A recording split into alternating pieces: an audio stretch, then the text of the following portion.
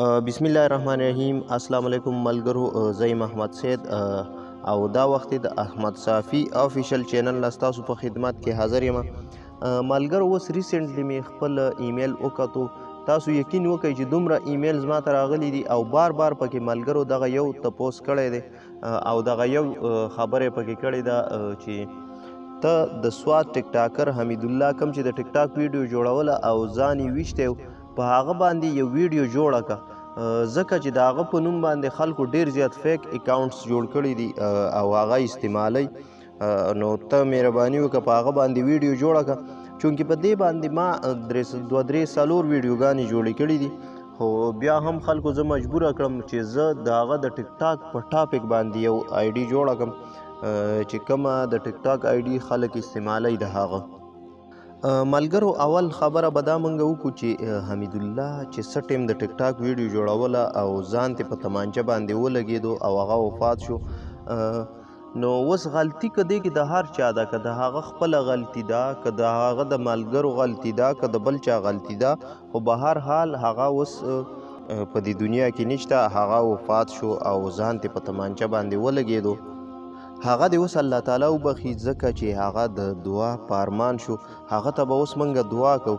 خو اوس به راشو زموږ د نورو ملګرو ته، ټیک ټاکرانو ته، کوم چې داسې ټیک ټاکران دي چې د هغوی هېڅ فیم نشته، څه مشهورتیا یې نشته او اوس د حمید الله د مرګ نه فایده اخلي او ځان پې مشهورۍ لګیا دي. د هغه په ټیک ټاک باندې فیک آیډیانې جوړوي.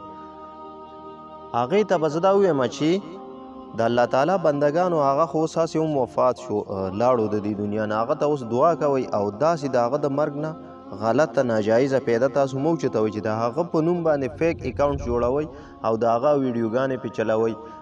دې سره د هغه والدین ډیر زیات خفه کیږي او بار بار دا منتونه کوي، بار بار دا اپیل کوي، دا ریکویسټ کوي د دې ټولو ملګرو نه چې د هغه په نوم باندې اوس فیک آیډیانې مه جوړوئ. مهرباني وکئ، تاسو کې که دومره همت وي نو تاسو راشئ، په هغه باندې پازیټیو کمنټس وړاندې کوئ، تاسو په هغه باندې ویډیوګانې جوړې کوئ، د هغه داسې کمنټس دنیا ته وړاندې کوئ چې هغه نه خلک څه فایده واخلي.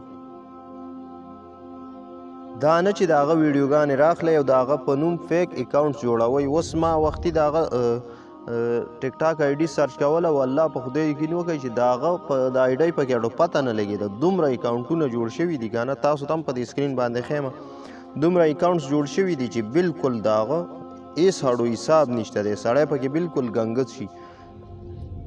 په ټیک ټاک باندې اصلاحي ویډیوګانې جوړې کوي، د اسلام په دایره کې داسې ویډیوګانې جوړې کوي چې هغه د معاشرې ته څه نه څه سبق وړاندې کړي.